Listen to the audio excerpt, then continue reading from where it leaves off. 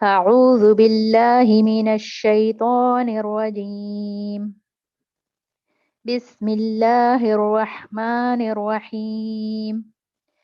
قد كانت لكم أسوة حسنة في إبراهيم والذين معه إذ قالوا لقومهم إنا براء منكم ومما تعبدون من دون الله كفرنا بكم وبدا بيننا وبينكم العداوة والبغضاء أبدا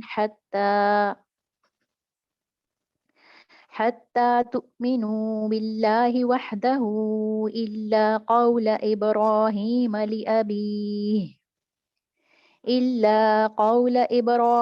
لأبيه لأستغفرن لك وما أملك لك من الله من شيء ربنا عليك توكلنا وإليك أنبنا وإليك المصير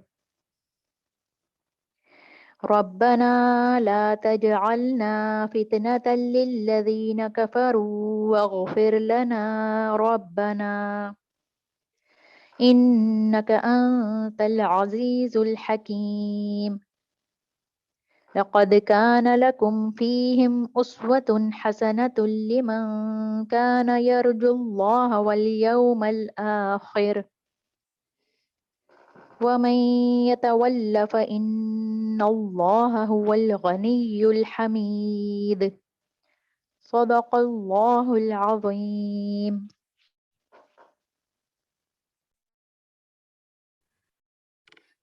جزاک اللہ خیرن کثیرہ میرا بہن. السلام علیکم ورحمۃ اللہ وبرکاتہ. اعوذ باللہ من الشیطان الرجیم. بسم اللہ الرحمن الرحیم. رب اشرح لی صدری ویسر لی امری واحلل عقدۃ من لسانی یفقهوا قولی. رب زدنی علما. اللہم احسن عاقبتنا فی امور کلها واجرنا من خزی الدنیا وعذاب الآخرہ. اللہم طہر قلبی من النفاق وعملی من الریاء ولسانی من الکذب وعینی من الخیانہ. اللہ تعالیٰ کا بے حد شکر اور بے حد احسان ہے کہ انہوں نے ہمیں عافیت اور سلامتی کے وقت میں سے یہ توفیق دی کہ ہم مجموع اجتماعی طور پہ بیٹھیں اور اللہ کی کتاب کو سمجھ سکیں اور اس کے ذریعے اپنی زندگیوں کو سنوار سکیں. اللہ تعالیٰ اس مختصر وقت میں ہمیں نافع علم اور اس کے ذریعے مقبول ہو جانے والا عمل عطا فرمائے. آمین یا رب العالمین.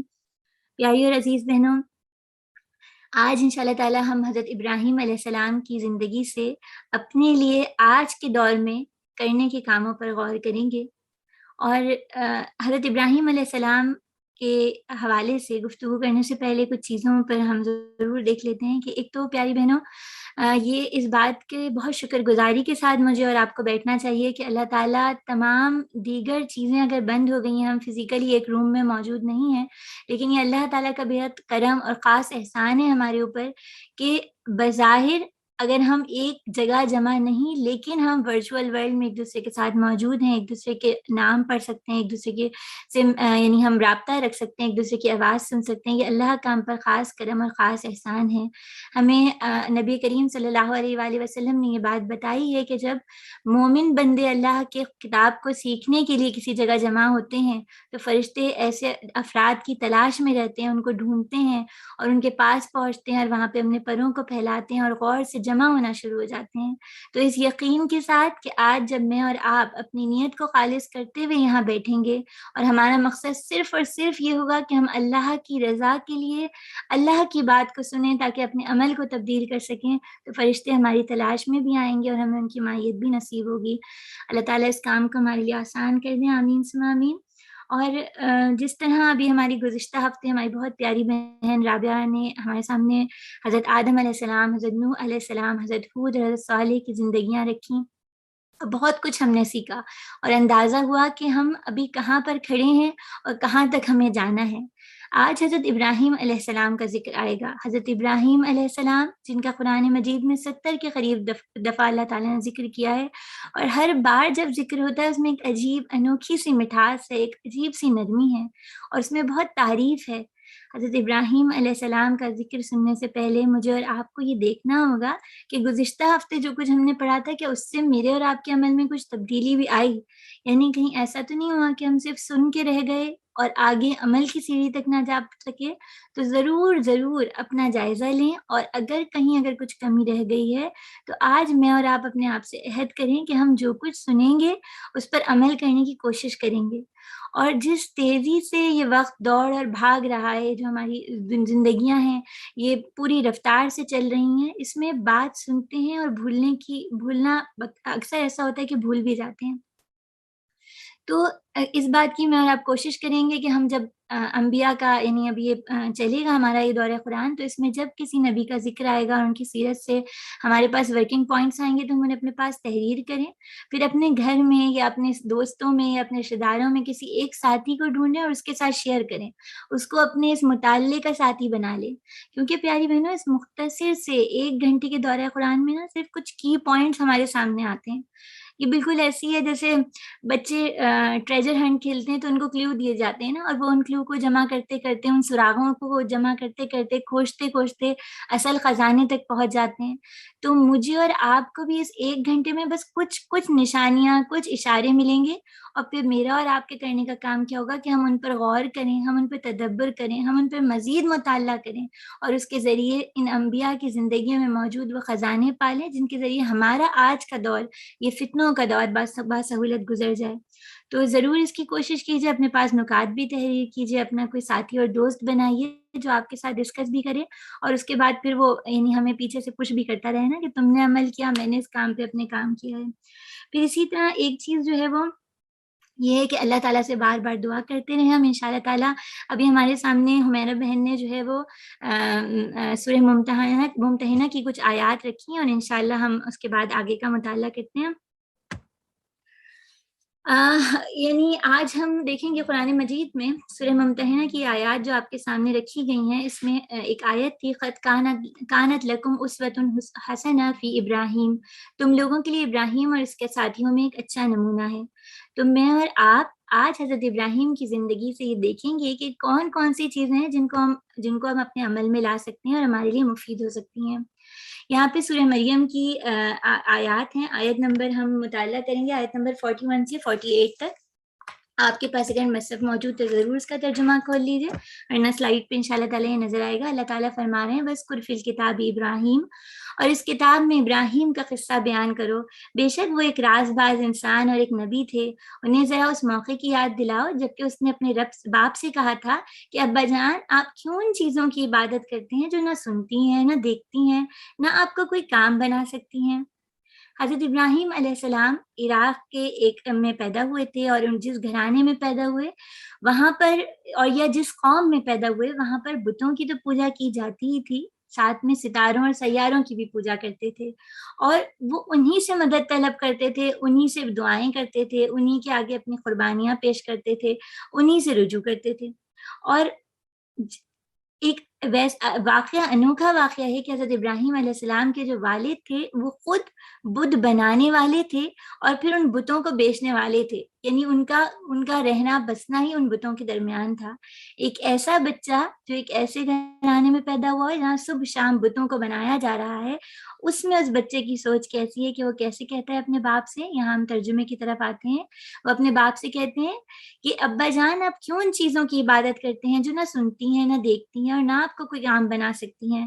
ابا جان میرے پاس ایک علم آیا ہے جو آپ کے پاس نہیں آیا, آپ میرے پیچھے چلیں, میں آپ کو سیدھا راستہ بتاؤں گا. ابا جان آپ شیطان کی بندگی نہ کریں, شیطان تو رحمان کا نافرمان ہے.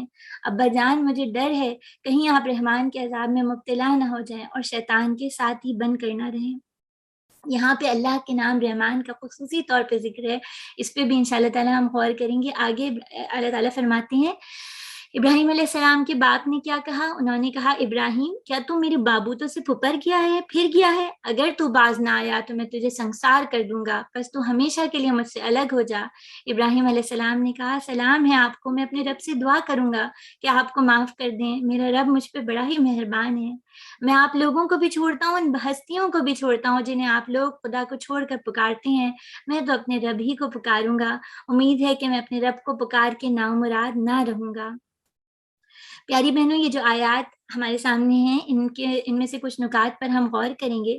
سب سے پہلے جو اللہ تعالیٰ نے حضرت ابراہیم کا تعارف کرایا، اس کے حوالے سے صدق کی خصوصیت آئی، اس پہ غور کریں گے۔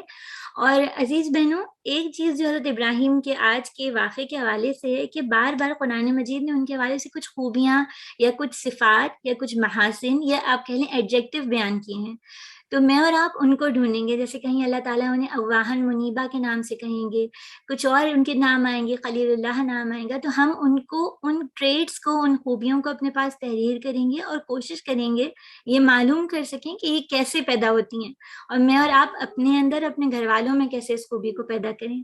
تو اس سورہ مریم کی جو آیات تھی، ان میں ایک ان کا تعارف صدیقا نبیہ میں صدق کا تھا۔ اس کے بعد حضرت ابراہیم کی دعوت کے حوالے سے بات آئے گی کہ ان کی دعوت توحید ہی تھی۔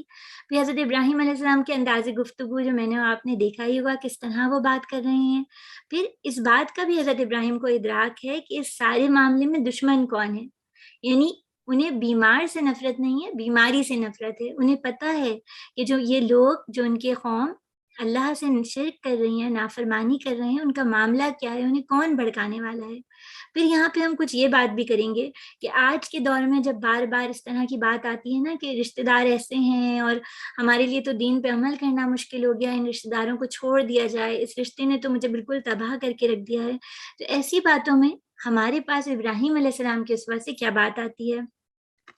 سب سے پہلے ہم اس طرف جاتے ہیں کہ اللہ تعالیٰ نے ان کے تعارف میں کہا انہ کان صدیقا نبیہ۔ اللہ تعالیٰ کیا کہہ رہے ہیں کہ حضرت ابراہیم علیہ السلام جو ہیں وہ صدیق بھی ہیں اور نبی تو ہیں۔ بات یہ ہے کہ صدیق کا مطلب کیا ہوگا، اور ہر نبی صدیق ہوتے ہیں۔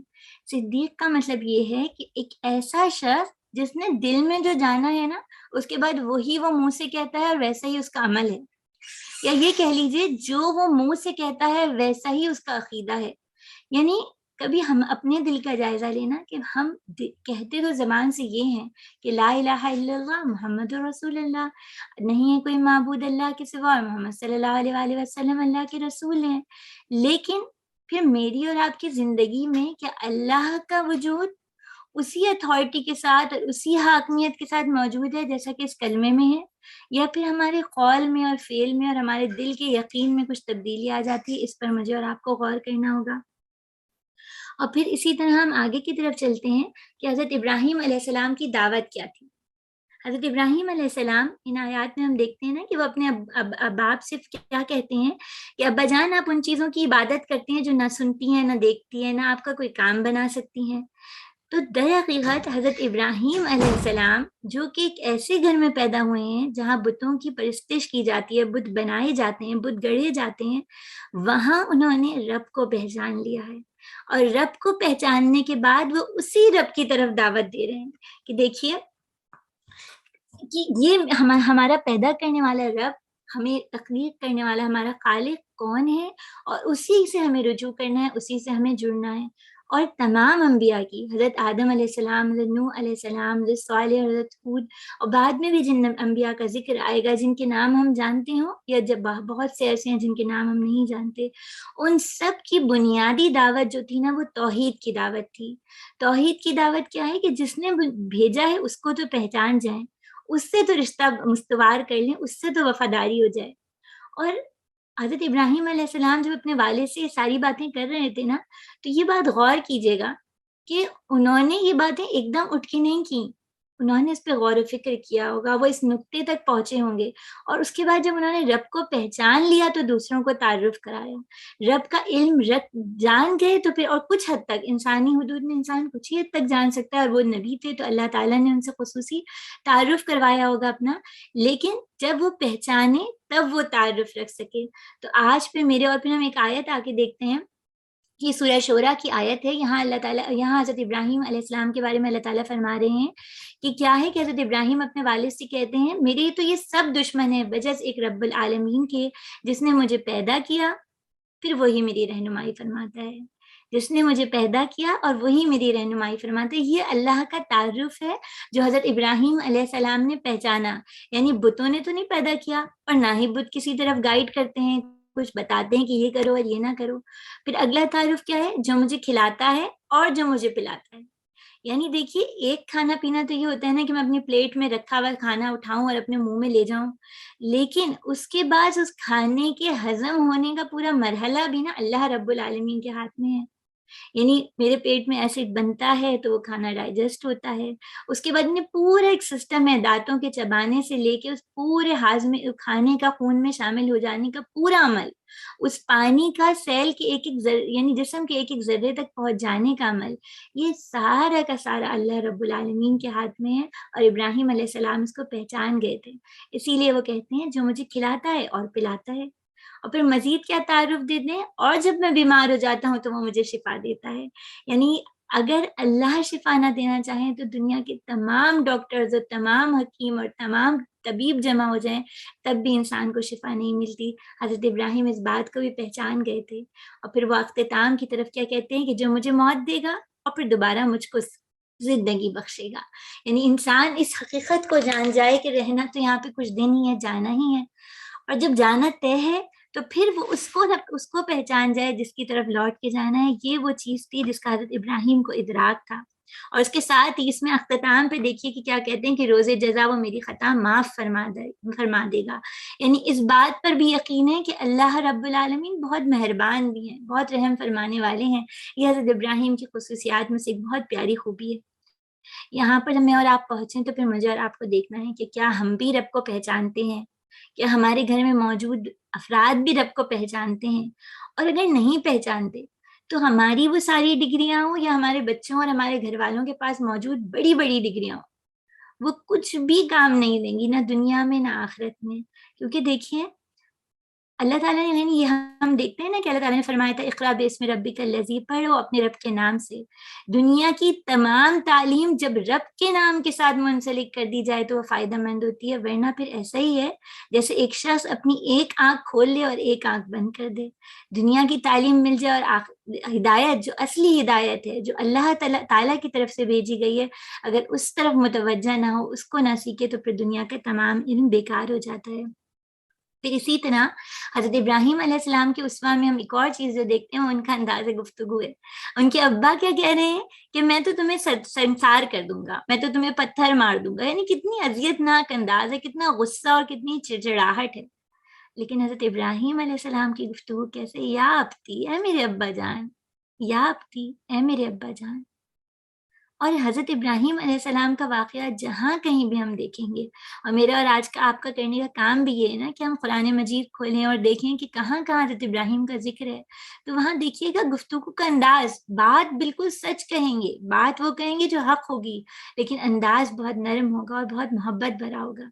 اور پھر بات کرنے کا انداز بھی کیا ہے کہ لوگوں کو چونکاو دینے والا. جیسے سورہ شورا کی آیات ہمارے سامنے ہیں کہ وہ کس طرح پوچھتے ہیں کہ میری قوم تم ما تعبدون، تم کس کو مانتے ہو، کس کی پرستش کرتے ہو، کس کی عبادت کرتے ہو؟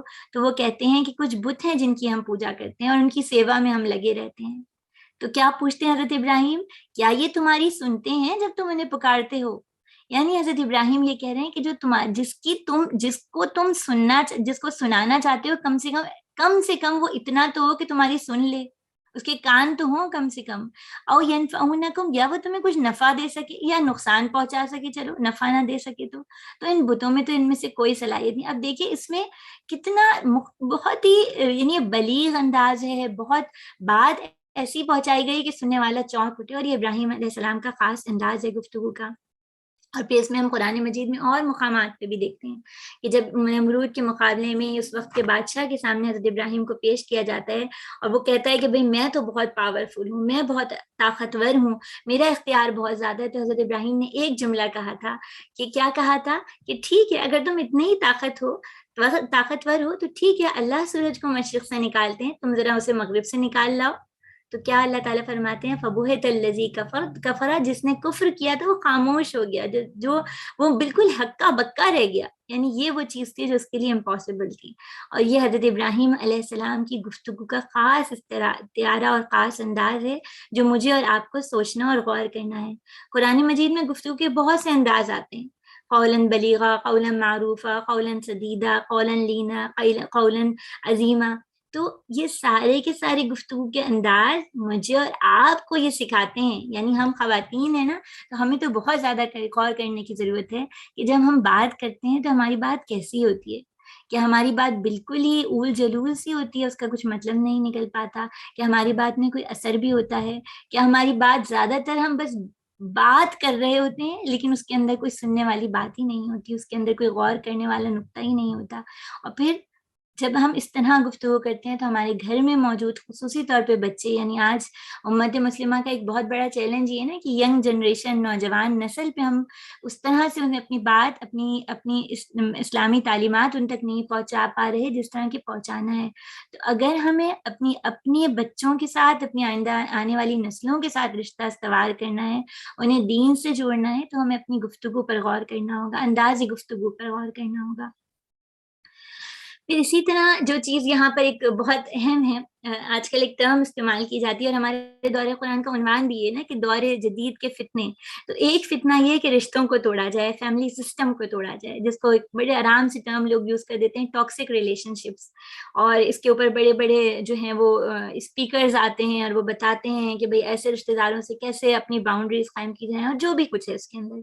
لیکن اسلام کا مزاج دیکھیے کہ اسلام میں صرف ایک ہی، یعنی ہمارے دین میں ایک ہی رشتہ ہے جو توڑا جا سکتا ہے، وہ بھی بہت، اس کے بھی کچھ اصول اور ضوابط ہیں، اور وہ بھی کوئی ایسا نہیں ہے کہ بس ناپسند آئی بیوی اور ناپسند آیا میاں اور رشتہ ختم، ایسا کچھ بھی نہیں ہے، اس کے بھی پورا رولز اینڈ ریگولیشنز ہیں، اس کی کچھ حدود اور قیود ہیں۔ باقی رشتے تو بس بن گئے تو بن گئے، اس کے بعد ان رشتوں کو طور طریقے سے لے کے چلنا پھر ہماری ذمہ داری ہے۔ رابعہ نے ہمارے سامنے حضرت نوح کا واقعہ رکھا تھا نا، حضرت نوح علیہ السلام کا وہ کس قدر دردناک وہ مقام ہے جہاں پہ وہ اپنے بیٹے کو پکارتے ہیں، اور ان کا کتنی شدید خواہش ہوتی ہوگی کہ میرا بیٹا بچ جائے۔ حضرت نوح علیہ السلام کا بیٹا ان کے لیے وہ رشتہ بن گیا تھا، حضرت ابراہیم علیہ السلام کے والد بن گئے تھے۔ لیکن کیا یعنی اس کی انتہا دیکھیے کہ یہ تو بالکل مشرک اور بالکل کافر لوگ ہیں، لیکن آج ہم جو چھوٹی چھوٹی باتوں پہ کہتے ہیں کہ فلاں نے یہ نہیں کیا اور ہم رشتہ توڑ دیں، اور اس نے مجھے یہ بات کہہ دی، یہ جملہ کہہ دیا، میرے اوپر یہ کمنٹ دے دیا، تو اس میں کیا اپروچ میری اور آپ کی ہونی چاہیے، اسلام مجھے کیا سکھاتا ہے، اور یعنی کس طریقے سے، کس طرح سے کس سے ڈیلنگ کرنی ہے، اس سب پہ مجھے اور آپ کو غور کرنا ہوگا۔ اور یہاں پہ ہم دیکھتے ہیں کہ ابراہیم علیہ السلام کے والد نے جب کہا تھا نا کہ ابراہیم کیا تو میرے معبودوں سے پھر گیا، اگر تو باز نہ آیا میں تجھے سنسار کر دوں گا، تو ہمیشہ کے لیے مجھ سے الگ ہو جائے، تو ابراہیم علیہ السلام نے کیا کہا تھا، سلام ہے آپ کو، میں اپنے رب سے دعا کروں گا کہ آپ کو معاف کر دیں، میرے رب مجھ پر بڑے ہی مہربان ہیں۔ یہ اس باپ سے بات ہے جو کہ بت بناتا بھی ہے اور بت فروش بھی ہے۔ تو پھر میں اور آپ یہ سوچیں کہ ہم کس معاملے میں کس طرح چل رہے ہیں۔ آگے انشاءاللہ تعالیٰ ہم سورہ انعام کی کچھ آیات کا مطالعہ کرتے ہیں، آیت نمبر 74 سے 83 انشاءاللہ آپ کے سامنے موجود ہے۔ حضرت ابراہیم علیہ السلام کا قصہ یاد کرو، جب اس نے اپنے باپ آزر سے کہا تھا کیا تو بتوں کو خدا بناتا ہے، میں تو تجھے اور تیری قوم کو کلی گمراہی میں پاتا ہوں۔ ابراہیم کو ہم اسی طرح زمین اور آسمانوں کا نظام سلطنت دکھاتے تھے، اور اس لیے دکھاتے تھے کہ یقین کرنے والوں میں سے ہو جائے۔ چنانچہ جب رات اس پر تاری ہوئی تو اس نے ایک تارا دیکھا، کہا یہ میرا رب ہے، مگر جب وہ ڈوب گیا تو بولا ڈوب جانے والوں کا تو میں گرویدہ نہیں۔ اور پھر جب چاند چمکتا نظر آیا تو کہا یہ میرا رب ہے، مگر جب وہ بھی ڈوب گیا تو کہا اگر میرے رب نے میری رہنمائی نہ کی ہوتی تو میں بھی گمراہ لوگوں میں شامل گیا ہوتا۔ پھر جب سورج کو روشن دیکھا تو کہا یہ میرا رب ہے، یہ سب سے بڑا ہے نا، مگر جب وہ بھی ڈوب اٹھا تو ابراہیم پکار اٹھے، اے برادران قوم، میں ان سب سے بیزار ہوں جن تم خدا کے شریک ٹھہراتے ہو، میں تو یکسو ہوں کہ اپنا رخ اس ہستی کی طرف کرتا ہوں جس نے زمین اور آسمان کو پیدا کیا، اور میں ہرگز شکر کرنے والوں میں سے نہیں ہوں۔ اس کی قوم اس سے جھگڑنے لگی تو اس نے قوم سے کہا کیا تم لوگوں کے معاملے میں مجھ سے جھگڑتے ہو؟ تم لوگ اللہ کے معاملے میں مجھ سے جھگڑتے ہو، حالانکہ اس نے مجھے راہ راست دکھا دی اور میں تمہارے ٹھہرائے ہوئے شریکوں سے نہیں ڈرتا۔ ہاں اگر میرا رب کچھ چاہے تو وہ ضرور ہو سکتا ہے، میرے رب کا علم ہر چیز پر چھایا ہوا ہے، پھر کیا تم ہوش میں نہ آؤگے؟ اور آخر میں تمہارے ٹھہرائے ہوئے شریکوں سے کیسے ڈروں جب تم اللہ کے ساتھ ان چیزوں کو خدائی میں شریک بناتے ہوئے نہیں ڈرتے جن کے لیے اس نے تم پر کوئی سند نازل نہیں کی؟ ہم دونوں فریقوں میں سے کون زیادہ بے خوفی اور اطمینان کا مستحق ہے؟ بتاؤ اگر تم کچھ علم رکھتے ہو۔ حقیقت میں تو امن انہی لوگوں کے لیے اور راہ راست پر وہی ہیں جو ایمان لائے اور جنہوں نے اپنے ایمان کو ظلم کے ساتھ آلودہ نہیں کیا۔ یہ تھی ہماری وہ حجت جو ہم نے ابراہیم کو اس کی قوم کے مقابلے میں عطا کی، ہم جس سے چاہتے ہیں بلند مرتبہ عطا کرتے ہیں۔ حق یہ ہے کہ تمہارے رب نہایت دانا اور علیم ہے۔ سورہ انعام کی آیت نمبر 74 سے 83 میں جو چیزیں ہم دیکھیں گے، ایک چیز تو یہ حضرت ابراہیم علیہ السلام کی حق گوئی، یعنی دیکھیے وہ بات نرم کرتے ہیں لیکن ان توحید کے معاملے میں، حق بات کے معاملے میں، جس چیز کو انہوں نے پہچان لیا، جس کی اللہ تعالیٰ نے تعریف کی کہ وہ صدیق ہیں، جس عقیدے پہ وہ قائم ہو گئے تو اس کے بعد اس پہ جم بھی گئے۔ اس میں ان کی وہ نہیں ہے کہ وہ اس کے اندر لچک دکھائیں اور کہیں چلو اب تھوڑا سا تمہارے رب کو بھی مان لیں، تھوڑا سا میں اسٹیچوز کو بھی مان لوں، بتوں کو بھی مان لوں اور تھوڑے اپنے رب کی بھی بات کر لوں، ایسا نہیں۔ جب انہوں نے حق کو پہچان لیا تو پھر ان کے صدیق ہونے کی دلیل یہی ہے کہ پھر وہ اس حق پہ جم جائیں گے، ان کا عمل بھی اس کے مطابق تبدیل ہو جائے گا۔ اور دیکھیے یہ کام آسان نہیں ہے، یہ کام حق کو جان لینے کے بعد اس حق پر جم جانا، اس حق کو بتا دینا، یہ رشتوں کو بھی کاٹ دیتا ہے، دوستیوں کو بھی توڑ دیتا ہے، ان لوگوں سے دور لے جاتا ہے جو پہلے بہت محبوب ہیں۔ اور ایسا بھی ہوتا ہے بعض ہماری عادات ہوتی ہیں جو ہمیں بہت پسند ہوتی ہیں، لیکن جب ایک دفعہ مجھے اور آپ کو پتہ چل جائے کہ اللہ کو ناپسند ہے اور ہم اس بات کو پہچان جائیں کہ حق یہ ہے کہ اللہ ہی رب العالمین ہے اور اللہ ہی میرے اور آپ کے پیدا کرنے والے ہیں، تو پھر اس کام کو چھوڑ دینا اور حق پہ جم جانا لازمی چیز ہوتا ہے۔ اور اسی طرح پھر ہم اس واقعے میں اور جو چیز ہم دیکھیں گے کہ آج کا ایک فتنہ یہ ہے نا کہ لوگ اس بات سے ہی انکاری ہیں کہ اللہ تعالیٰ کائنات کے بنانے والے ہیں یا انسانوں کا کوئی رب بھی ہے۔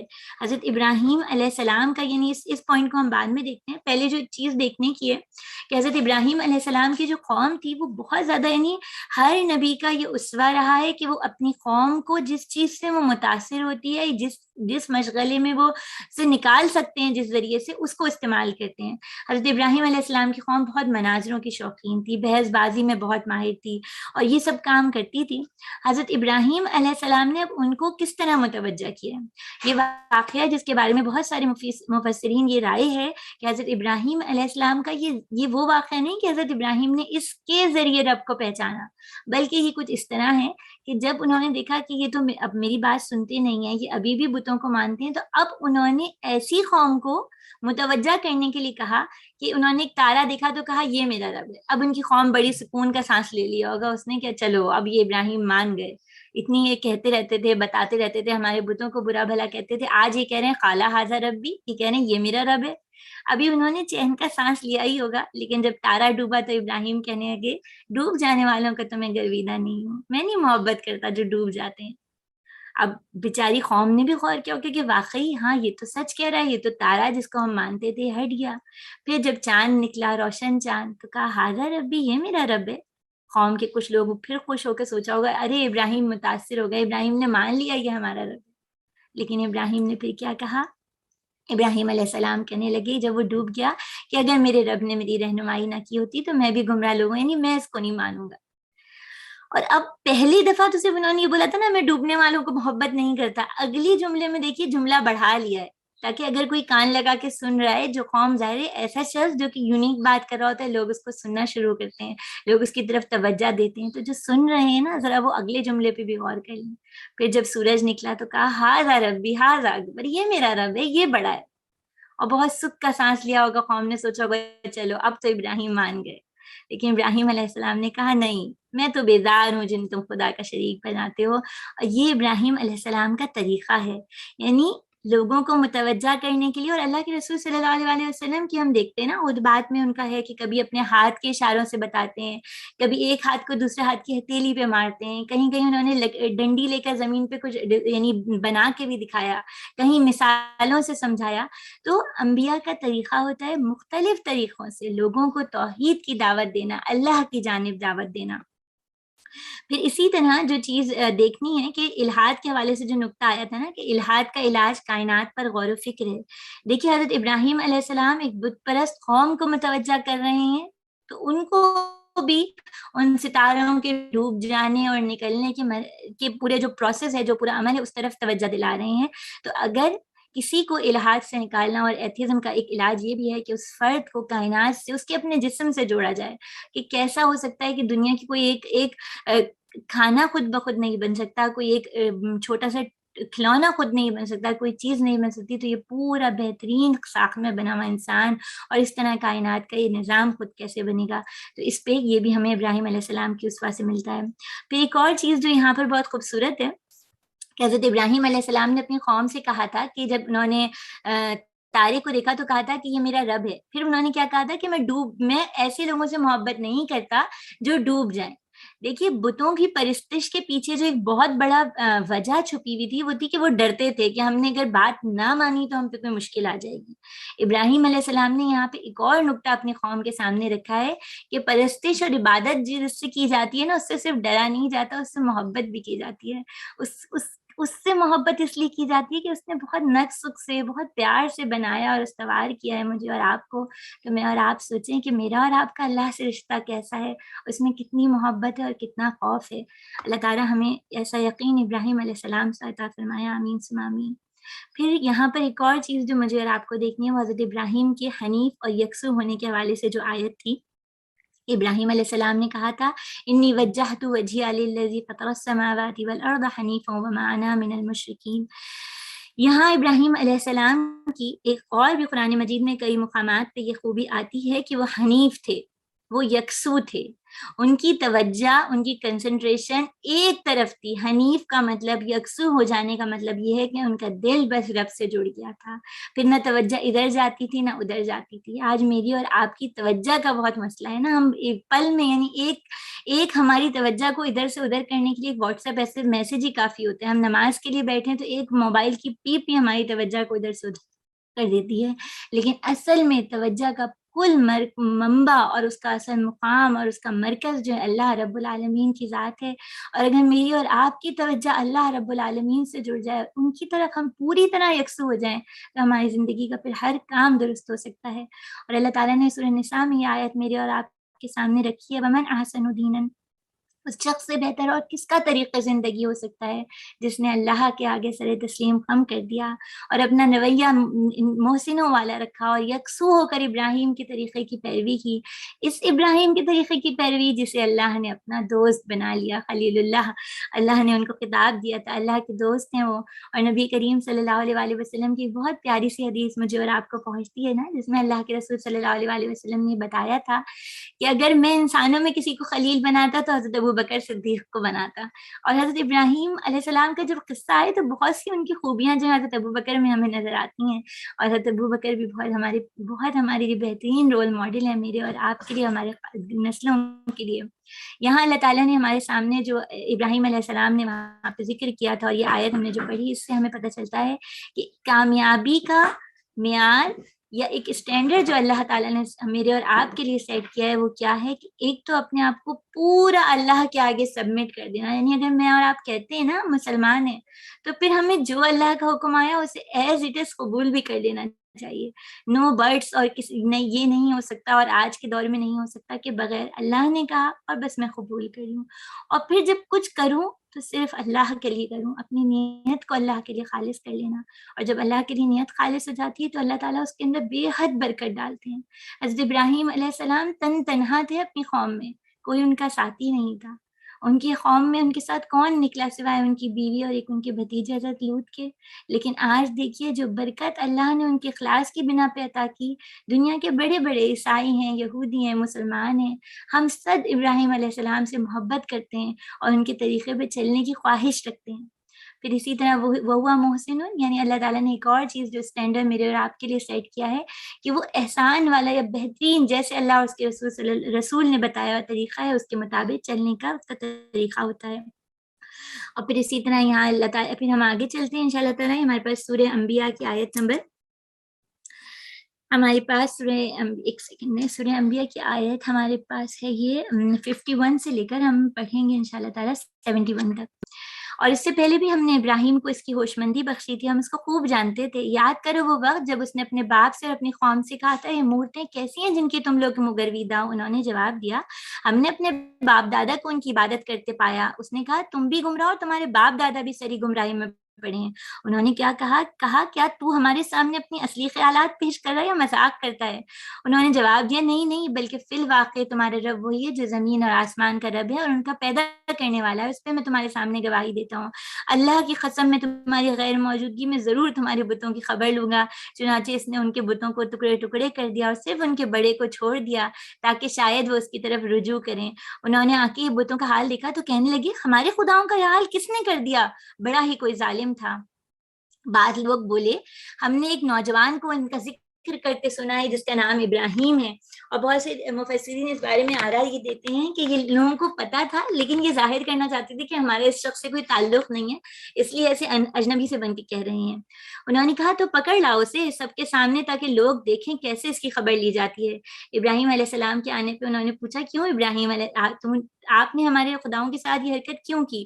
اس نے جواب دیا بلکہ یہ سب کچھ تو ان کے سردار نے کیا، تم انہیں سے پوچھ لو اگر یہ بولتے ہو۔ کچھ اور جگہ سے ہمیں یہ پتہ چلتا ہے کہ حضرت ابراہیم علیہ السلام نے جب ان بتوں کو توڑا تھا تو جو ہتھوڑا یہ جس چیز سے توڑا تھا وہ سب سے بڑے بت کے پاس رکھ دی تھی، تو اسی لیے انہوں نے کہا۔ یہ سن کر وہ لوگ اپنے ضمیر کی طرف پلٹے اور اپنے دلوں میں کہنے لگے واقعی تم خود ہی ظالم ہو۔ یعنی ان کے دلوں میں اس وقت، دل تو اللہ تعالیٰ نے سب کے دلوں میں صاف اور قلب سلیم رکھا ہے، پھر بعد میں گناہوں سے وہ دھندلا ہو جاتا ہے۔ اس لمحے ان کا دل بھی پریشان ہوا تھا کہ واقعی یہ بڑا بت کیا بتائے گا، یہ تو خود پتھر کا بنا ہوا ہے۔ مگر پھر ان کی مت ماری گئی اور بولے تو جانتا ہے کہ یہ بولتے نہیں ہیں۔ ابراہیم نے کہا پھر کیا تم لوگ اللہ کو چھوڑ کے ان چیزوں کو پوچھتے ہو جو نہ تمہیں نفع پہنچانے پہ قادر ہیں نقصان؟ تو پھر تم پہ اور تمہارے ان معبودوں پہ جن کی تم اللہ کو چھوڑ کے پوجا کر رہے ہو، یا تم کچھ بھی عقل نہیں رکھتے؟ انہوں نے کہا جلا ڈالو اس کو اور حمایت کرو اپنے خداؤں کی اگر تمہیں کچھ کرنا ہے۔ ہم نے کہا اے آگ ٹھنڈی ہو جا اور سلامتی بن جائے ابراہیم پر۔ وہ لوگ چاہتے تھے کہ ابراہیم کے ساتھ برائی کریں مگر ہم نے ان کو بری طرح ناکام کر دیا، اور ہم نے اس کو اور لوط کو بچا کے اس سرزمین کی طرف لے گئے جس میں دنیا والوں کے لیے برکتیں رکھی ہیں۔ اس آیات میں جو چیز ہمیں پھر دیکھنے کی ہے ایک تو یہ کہ ہم یہ دیکھتے ہیں کہ حضرت ابراہیم علیہ السلام نے ڈفرینٹ طریقوں سے یا دعوت کی یا دین کی بات پہنچانے کے لیے مختلف اسٹریٹجیز یوز کرتے ہیں۔ کہیں انہوں نے آبزرویشن کے ذریعے، مشاہدے کے ذریعے لوگوں کو متوجہ کیا، کہیں انہوں نے بالکل ایک الٹیمیٹ کام یہ کر دیا، اور اس کے بارے میں یقین آپ سب نے واقعہ پڑھا بھی ہوگا۔ ہمارا وقت جو یہ مختصر ہے، تفصیل نہیں یہاں پہ رکھی جا سکتی، لیکن انہوں نے بتوں کو توڑ دیا تھا اور پھر انہوں نے کہا کہ دیکھو یہ تو خود ہی بتا نہیں سکتے، یعنی سارے شواہد موجود ہیں، یہ بتا دیں مجرم کون ہے لیکن یہ بول نہیں سکتے۔ اب ان کی قوم کو شدید غصہ آ گیا اور انہوں نے آگ بھڑکائی جس کے بارے میں بتایا جاتا ہے کہ کئی دنوں تک جو ہے وہ بھڑکتی رہی، اور اس کے اندر حضرت ابراہیم علیہ السلام کو جو ہے وہ ہاتھ باندھ کے پھینکا گیا، اور کہا جاتا ہے کیونکہ وہ اتنی زیادہ سخت آگ تھی کہ پھینکنے بھی خود نہیں گئے بلکہ کسی منجیخ یا کسی ایسے اس پہ رکھ کر ابراہیم علیہ السلام کو اس آگ میں ڈالا گیا تھا۔ اور حضرت ابراہیم علیہ السلام کا توکل دیکھیے۔ میرا اور آپ کا معاملہ یہ ہے کہ ہم آج بھی چھوٹی سی چیز پہ بھی گھبرا جاتے ہیں، اور ابراہیم علیہ السلام آگ پہ ڈالے جا رہے ہیں لیکن اللہ پر توکل ہے۔ ہمیں حدیث سے پتہ چلتا ہے کہ حضرت ابراہیم نے اس وقت کہا تھا حسبی اللہ و نعم الوکیل، کافی ہے میرے اللہ میرے لیے، اور کتنے بہترین وہ وکیل ہیں، کتنے بہترین وہ تدبیر بنانے والے اور کام کرنے والے ہیں۔ یہ وہ دعا ہے جس کو میں اور آپ بھی صبح شام پڑھیں تو ہمارے لیے بہت، اور اس یقین کے ساتھ پڑھیں اور ہمیں یقین بھی ہو کہ اللہ ہمارے لیے کافی ہو جائیں گے۔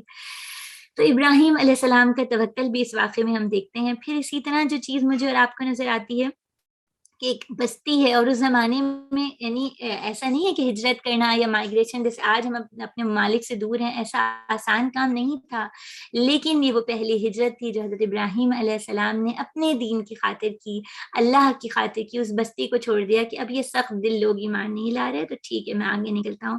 اور ہجرت کے وقت کی ان کی دعا بھی بہت خوبصورت ہے، اس کو ضرور ڈھونڈ کے پڑھیے گا اور مطالعہ کیجیے گا۔ پھر یہاں پہ ہم سورہ صافات کی آیات کا مطالعہ کرتے ہیں، آیت نمبر 99 سے 111 تک ہے یہ۔ حضرت ابراہیم علیہ السلام نے کہا میں اپنے رب کی طرف جاتا ہوں، وہی میری رہنمائی کریں گے، یعنی یہ وہاں سے نکلتے ہوئے انہوں نے جب عراق سے نکل رہے تھے شام کی طرف جا رہے تھے تو یہ ذکر ہے، اے پروردگار مجھے ایک بیٹا عطا کریے جو صالحین میں سے ہو۔ اس دعا کے جواب میں ہم ان کو ایک حلیم اور بردبار لڑکی کی بشارت دی۔ وہ لڑکا جب اس کے ساتھ دوڑ دھوپ کرنے کی عمر پہنچ گیا تو ایک دن ابراہیم نے کہا بیٹا میں خواب دیکھتا ہوں، میں تجھے ذبح کر رہا ہوں، اب تو بتا تیرا کیا خیال ہے؟ اس نے کہا ابا جان جو آپ کو حکم دیا جا رہا ہے اسے کر ڈالیے، اب انشاءاللہ مجھے صابروں میں سے پائیں گے۔ آخر کو جب ان دونوں نے سر تسلیم خم کر دیا اور ابراہیم نے بیٹے کو ماتھے کے بل گرا دیا تو ہم نے ندا دیا ابراہیم تو نے خواب سچ کر دکھایا، ہم نیکی کرنے والوں کو ایسے ہی جزا دیتے ہیں۔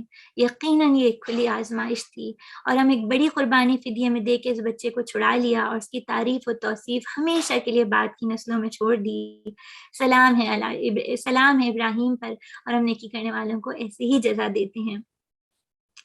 حضرت ابراہیم علیہ السلام وہاں سے نکلے تھے عراق سے، اور اس کے بعد جو ہے یہ ایک طویل واقعہ ہے، صحیح بخاری میں اس کے بارے میں حدیث بھی آپ نے یقیناً مطالعہ کی ہوگی کہ، اور وہ حدیث کیونکہ کافی طویل ہے اس لیے یہاں پہ رکھی گئی نہیں، اس میں یہ واقعہ بھی موجود ہے کس طرح حضرت ابراہیم علیہ السلام نے حضرت حاجرہ کو مکہ میں چھوڑا تھا، حضرت اسماعیل علیہ السلام چھوٹے سے تھے، اور اس کے بعد جو ہے وہ پھر واپس آتے ہیں۔ اور یعنی یہاں پہ جو چیزیں جو پہلے ہم یہ دیکھ لیتے ہیں کہ کن کن نکات پر ہمیں غور کرنا چاہیے۔ ایک تو ہم یہ دیکھتے ہیں کہ پیغمبر جب دعا کرتے ہیں تو وہ کیا دعا کرتے ہیں کہ اللہ مجھے صالح اولاد عطا فرما، اور اللہ تعالیٰ جب اس دعا کی قبولیت کے لیے اشارہ کرتے ہیں تو ایک خصوصیت اس بچے میں بتاتے ہیں کہ حلم اور بردباری، حلم اور بردباری۔ آج میں اور آپ ہم دیکھتے ہیں نا، ہمیں بہت سارے لوگ یہ بتا رہے ہوتے ہیں کہ کیسے اچھے والدین بنے، لیکن اور بچوں کو یہ بتانا چاہیے کہ کیسے حلم اور بردباری کیسے پیدا کی جائے، کس طرح والدین کے آگے اپنے کندھوں کو جھکا لیا جائے، اور کس طرح اللہ کا حکم ہے کہ اف نہ کہا جائے۔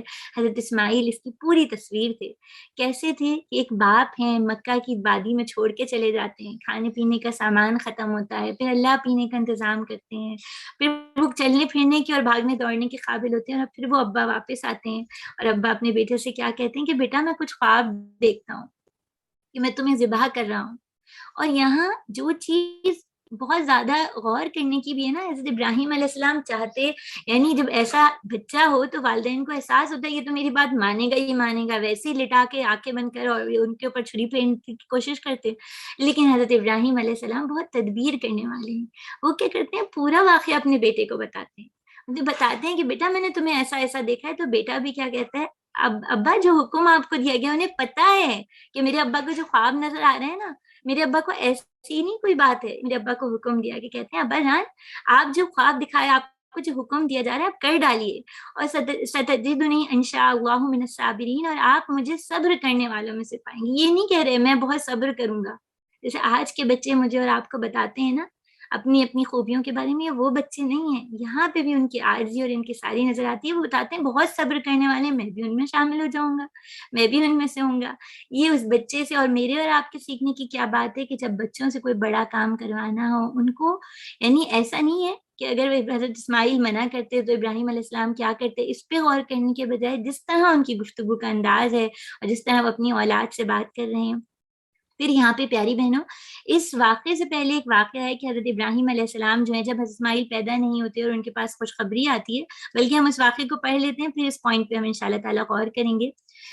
یہاں پر سورہ ہود کی آیت نمبر 49 سے لے کر ہمارے پاس 75 تک ہے، اور اس میں اللہ تعالیٰ کیا فرما رہے ہیں، اور دیکھو ابراہیم کے پاس ہمارے فرشتے خوشخبری لیے ہوئے پہنچے، یعنی اب جب یہ وہاں سے عراق سے نکلے تھے اور ایک جگہ یہ ٹھہر جاتے ہیں تو حضرت ابراہیم کے پاس فرشتے آتے ہیں اور کہتے ہیں تم پر سلام ہو ابراہیم، تو اور ابراہیم علیہ السلام کہتے ہیں تم پر بھی سلام ہو۔ پھر کچھ دیر نہ گزری تھی کہ ابراہیم ایک بھنا ہوا بچڑا لے آئے، اور جب دیکھا کہ ان کے ہاتھ کھانے پہ نہیں بڑھتے تو وہ ان سے مشتبہ ہو گئے اور دل میں خوف محسوس کرنے لگے. انہوں نے کہا ڈرو نہیں, ہم تو لوط کی قوم کی طرف بھیجے گئے. ابراہیم علیہ السلام کی بیوی بھی کھڑی تھی, یہ سن کر ہنس دی. پھر ہم نے ان کو اسحاق کی اور اسحاق کے بعد یعقوب کی خوشخبری دی. وہ بولی ہائے میری کمبختی, کیا اب میرے ہاں اولاد ہوگی جب میں بڑھیا پوس ہو گئی اور یہ میرے بڑھیا بھی بوڑھے ہو گئے, یہ تو بڑی عجیب بات ہے. فرشتوں نے کہا اللہ کے حکم پہ تعجب کرتی ہو ابراہیم کے گھر والوں, تم پر لوگوں پر تو اللہ کی رحمت اور اس کی برکتیں ہیں, اور یقیناً اللہ نہایت قابل تعریف اور بڑی شان والے ہیں. اور پھر جب ابراہیم کی گھبراہٹ دور ہو گئی اور اولاد کی بشارت سے دل خوش ہو گیا, تو اب اس نقطے پہ غور کیجیے گا, وہ کیا کرتے ہیں, اس نے قوم لوط کے معاملے میں ہم سے جھگڑنا شروع کیا. نہیں, یعنی یہ کہنا شروع کیا کہ اللہ تعالیٰ ابھی نہیں, کچھ موقع ان کو اور دے دیجیے, ابھی عذاب نہ بھیجیں. کیسے لوگوں کے بارے میں وہ لڑ رہے ہیں, کیسی کافر اور کیسے قریب فعل میں مبتلا قوم ہے. لیکن حضرت ابراہیم کس طرح کی بات کرتے ہیں اور اللہ کیا ذکر کرتے ہیں. پھر اللہ تعالیٰ کہتے ہیں اِنَّ إِبْرَاهِيمَ لَحَلِيمٌ أَوَّاهٌ مُنِيبٌ. حقیقت میں ابراہیم بڑے حلیم, بڑے نرم دل آدمی تھے اور ہر حال میں ہماری طرف رجوع کرتے تھے. اور پھر کیا کہتے ہیں, آخرکار ہمارے فرشتوں نے کہا ابراہیم بس باہر آ جائیے, آپ کے رب کا حکم ہو چکا ہے, اب ان لوگوں پر عذاب آ کر رہے گا جو کسی کے پھیرے میں نہیں آ سکتے.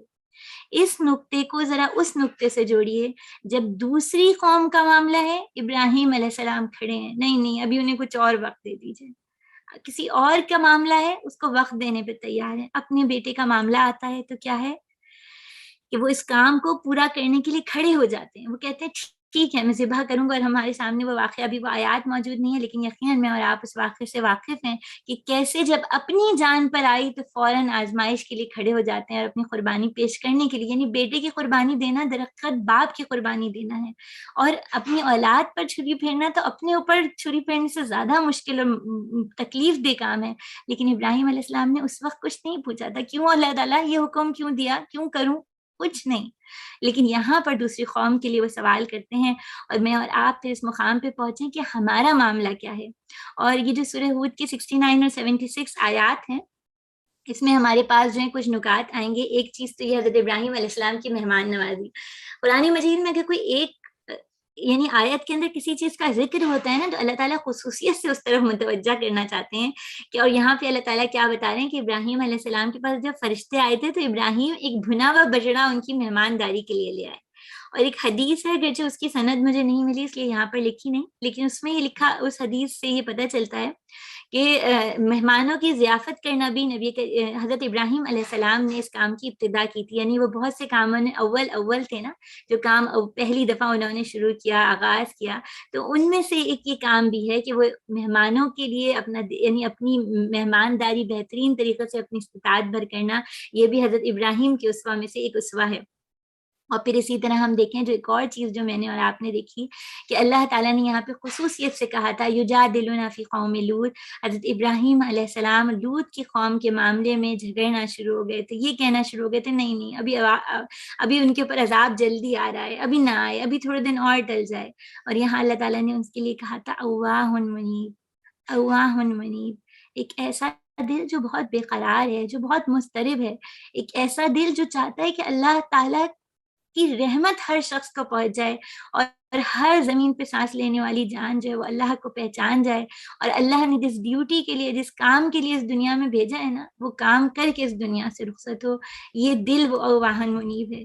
اواہن کے بارے میں آتا ہے آہ کرنے والا دل, بے قرار دل, اللہ سے بار بار استغفار کرنے والا, اللہ کا ذکر کرنے والا دل, اللہ کو مستقل پکارنے والا دل.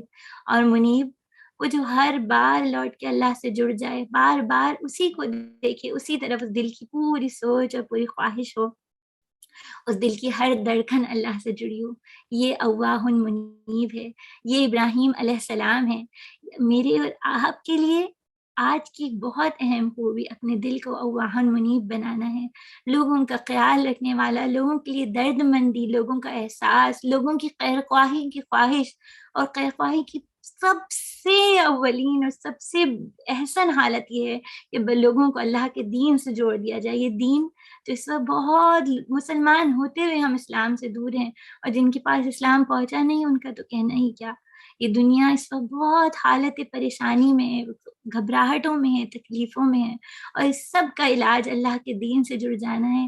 اور اگر میرا اور آپ کا دل واقعی اللہ منیب کی صفت کو اختیار کرنا چاہتا ہے، ایسا نرم دل ہم بننا چاہتے ہیں، تو لوگوں کی آخرت کے لیے ہمیں پریشان ہو جانا چاہیے۔ ہماری دعاؤں میں، ہمارے عمل میں، ہماری ہر کوشش میں ان لوگوں کا خیال ہونا چاہیے جن تک اس دین کی دعوت نہیں پہنچی، یا ہم اپنے اوپر اور اپنی اولادوں پہ ایسا کام کرنے کی کوشش شروع کر دیں کہ ہم خود دعوت شاید لب سے نہ دے سکیں، لیکن ہماری زندگی کا طریقہ ایسا ہو جائے کہ لوگ اسلام کی طرف آئیں، اور پھر ہم اس سے بھی کچھ آگے بڑھیں، اور پھر اس سے بھی کچھ آگے بڑھیں۔ یہی مجھ سے اور آپ سے اس کتاب کا تقاضا ہے، اس قرآن مجید، قرآن حکیم کا تقاضا ہے۔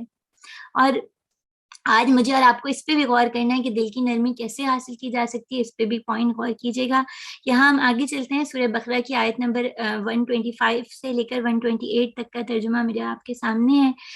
یہاں پر کیا ہے کہ اب وہ قربانی کا معاملہ یہ ہوا کہ حضرت ابراہیم علیہ السلام نے چھری پھیرنے کی تھی، اور اللہ تعالیٰ نے فوراً ہی وہاں پہ بچڑا رکھ دیا تھا، اور اس کے بعد جو ہے وہ آج تک ہر سال مسلمان جو ہیں اس کو دہراتے ہیں اور اس یاد کو تازہ کرتے ہیں۔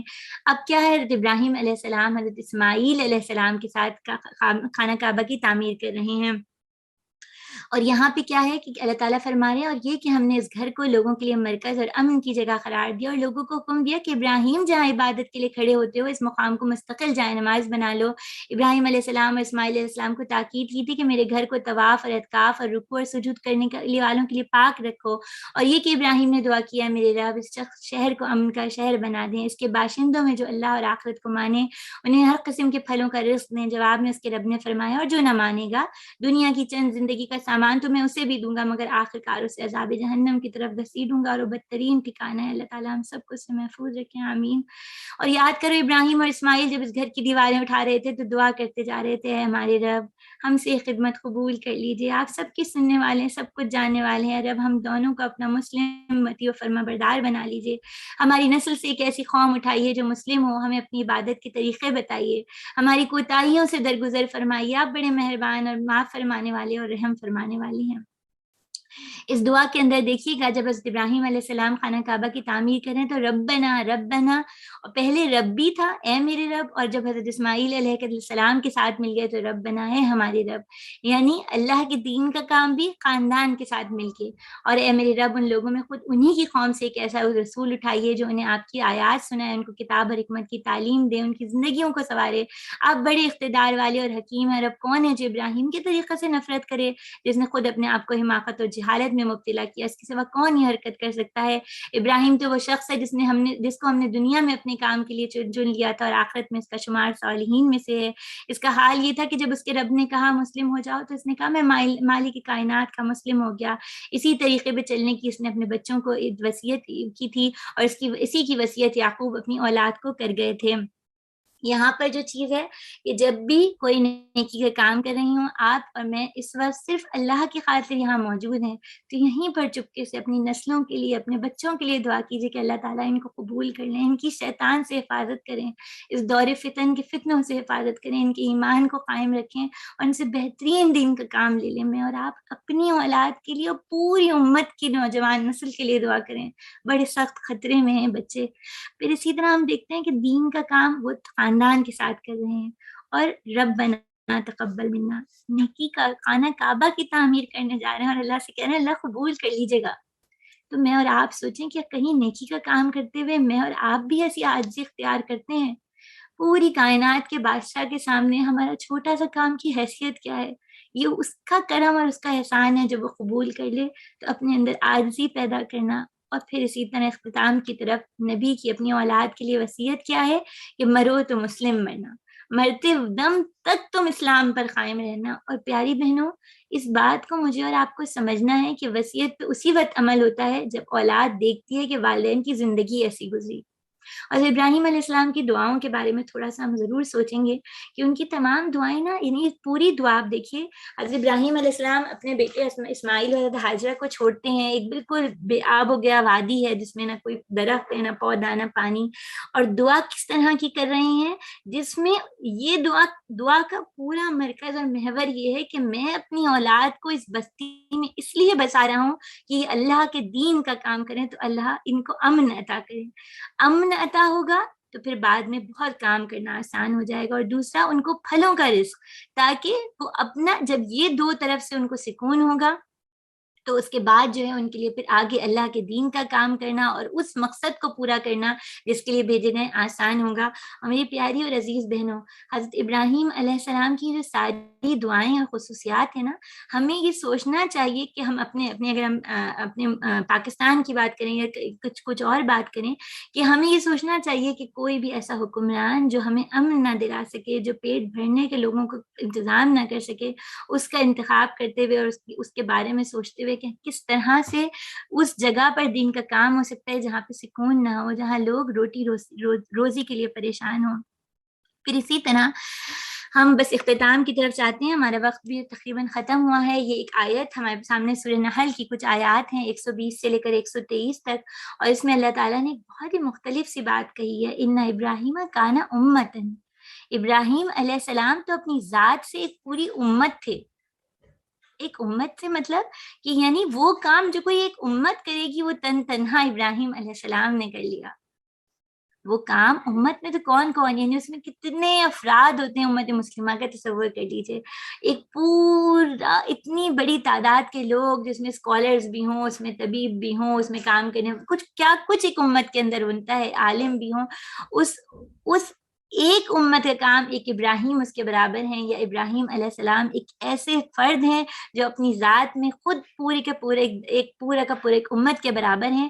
تو اس کے یہاں پر جب ہم پہنچنے، اللہ تعالیٰ یہاں پہ کیا فرما رہے ہیں کہ اللہ کے مطیع و فرما بردار تھے، یکسو تھے، اور وہ کبھی مشرک نہ تھے، اللہ کی نعمتوں کا شاکرن لِأَنْعُمِهِ، اور اللہ کی نعمتوں کا شکر ادا کرنے والے تھے، اور وہ ایسے تھے کہ اللہ نے اس کو منتخب کر لیا اور سیدھا راستہ دکھایا، اور پھر وہ آخرت میں بھی صالحین کے ساتھ اٹھائے جائیں گے، اور پھر ہم نے تمہیں وہی بھیجی کہ یکسو ہو کے ابراہیم کا طریقہ اپنا لو۔